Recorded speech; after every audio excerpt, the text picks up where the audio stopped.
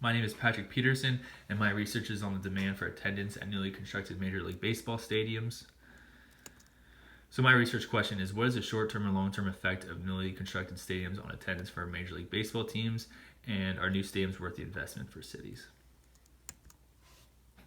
So many teams were playing in multi-purpose stadiums with NFL teams in the 1960s.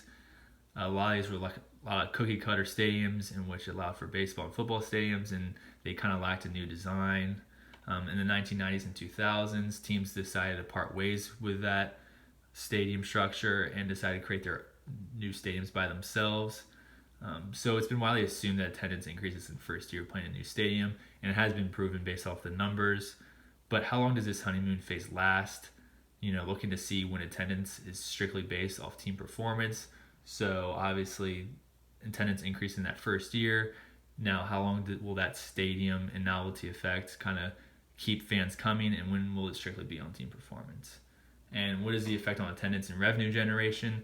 Obviously, with these new stadiums, ticket prices go up, revenue generation increases significantly, but cities are often helping finance these new stadiums. And kind of what is the economic impact on these cities? So obviously these teams are saying well, there's a lot of external benefits to the city, and obviously it's been kind of hard to value. So Steven Zavadnik Jr. wrote about the Braves Cobb County deal in the Georgia Law Review. So stadium financing has changed quite a bit over the years. Early 1900s, a lot of cities were building stadiums for the Olympics, even though they didn't have any teams. In 1953, Milwaukee did build a stadium without a franchise there, but they were able to bring the Braves to Milwaukee. Since 2000, 45 new stadiums have been built across all four sports leagues. $27.8 billion has been spent, with $13 billion coming from public funding. Obviously, they're not fully paying, but the prices of these stadiums have gone up significantly, so they're still paying a significant amount. So the deal between Cobb County and Atlanta Braves. So Atlanta was unwilling to finance for the stadium, so that is how they were able to move to Cobb County, which is just outside Atlanta. But the city pays $22.4 million a year for 30 years, while also committing to $14 million in infrastructure improvements over that span of time. But in order for the city to recoup some of that money, the Braves do pay $6.1 million a year in rent. They do pay $230 to $280 million in construction costs. To help supplement some of those costs as well, the Cobb County did increase property taxes by 0.23 mils. So Rhodes and Gitter reported evidence of increased and lasting attendance in minor league baseball.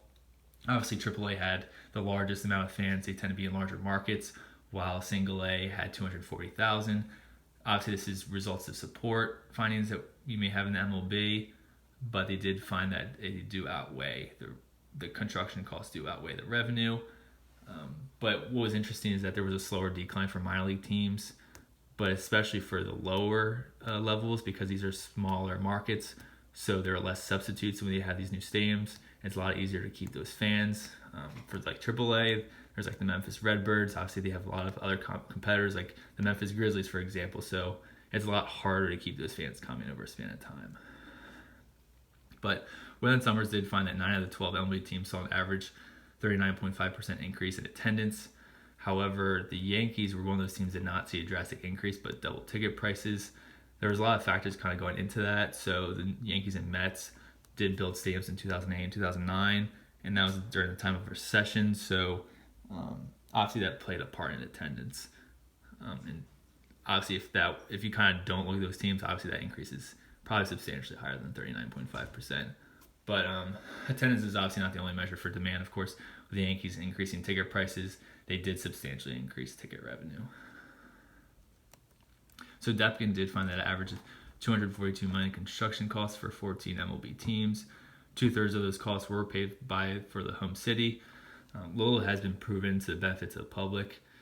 He did say that there's been need for a revenue sharing agreement with the city, and I've noticed a lot of these literatures these readings that a lot of them are suggesting some kind of revenue sharing agreement, just because there's no specific value for economic impact.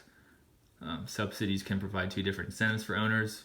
It was found that payroll does increase 16.7% in the first year. In the second and third year, it does not change at all. It actually goes back to where they're at before, but it can potentially incentivize owners to either stay still where they're at and be content where the team is at, or with this short-term revenue generation to use that to increase team performance or team talent. Coates and Humphreys did look at novelty effect and economic impact for major league teams. They did find that 2.5 million additional tickets over a span of 8 seasons. It's important to know this is additional tickets and not fans. Obviously, when you look at the economic impact of these new increase in numbers, like is this new fans, is this new money, or outside fans coming in and having an impact on the economy in the city? But it did suggest that subsidies are inefficient given revenue generation and inability to value local impact, but agreements can be made to benefit local governments such as taxes and revenue sharing. So Colclo did an economic impact study on a minor league city in Wisconsin. Teams did estimate that there was a 4.3 million impact on the economy per year. Obviously, a lot of these teams, and it's been noted on a lot of research, that they tend to be overstated. In their study, they just found it was over 1 million per year. You kind of need to look at the outside spending or new money. A lot of it does come from players and staff, not from the area with these minor league teams, because they don't permanently live there. So they did find numbers based off how many of these players are spending a day, which is around $30, and how much that mainly goes into like retail or food and whatnot in the area. But obviously this is only for 6 months of the year and not the full year. Hayes and Clapp did examine honeymoon effect on teams from the 1950 to 2002, which is a little bit different because you have a lot of different factors coming into play here with these multi-purpose stadiums, these like cookie cutter stadiums that don't have a unique design, and now stadiums today are more unique and are more costly. But in these multi-purpose stadiums, attendance increased only for 2 years, while new stadiums are 6 to 10 years. They did state that success rides on marketing and team performance. Donald Roy did study the impact of new minor league stadiums on attendance. There was the greatest long-term increase for single A teams, maybe due to smaller market size and less competition. And that was kind of stated before in other studies, in that these smaller markets, they have less competition. And so when they build these new stadiums, they tend to keep them a little bit longer than these larger markets. Lower teams obviously lower level teams maintain attendance longer than AAA teams. Even though these AAA teams see larger numbers overall, these lower levels are more maintained.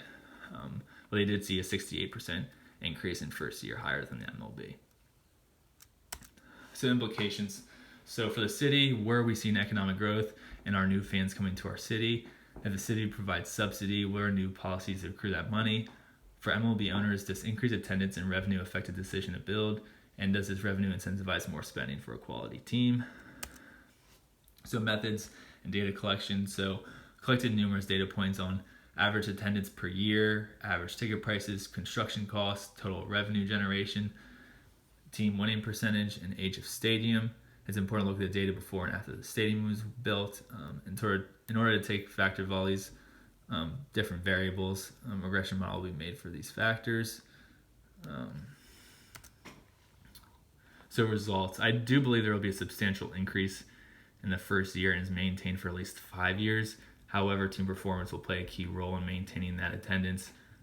I do think by year 10, most teams will have gone back to original attendance numbers in a season. Maybe not exactly year 10, but at some point over that span, they will go back. I do think that obviously team performance plays a key role. I don't think that substantial investment from cities will be beneficial. There's little value been proven in building a new stadium and the external benefits to the city. Obviously, this increases revenue. A lot of it goes back to the players, but cities should consider a revenue sharing agreement. So conclusion, we still need additional research on attendance and economic impact. I mean, a lot of new stadiums have been built lately. The Braves in 2017, the Marlins in 2012. Obviously, the Marlins, they have decreased substantially just because they play so poorly. But you have like the Minnesota Twins as well. And it's going to be interesting to see how stadiums are going forward. A lot of these new stadiums were built in the 90s and 2000s. So obviously, we've seen a lot of changes, and kind of what new changes will we see going forward. does this current, and this is kind of random, I know, but does current pandemic allow for additional research? Of course, MLB's not playing right now, and people are trying to find new ways to entertain themselves for entertainment. Obviously, when they do resume play, there's not going to be fans. So, what's kind of like the economic impact around the city, and what benefits are they seeing while there's no fans, or when fans do come back? But my data collection did not factor into employment and household income. So a lot of the economic factors, that's kind of what's limited in the research. The Yankees and Mets were going on during a recession, which has can affect the data a little bit. Any questions, please let me know. Thank you.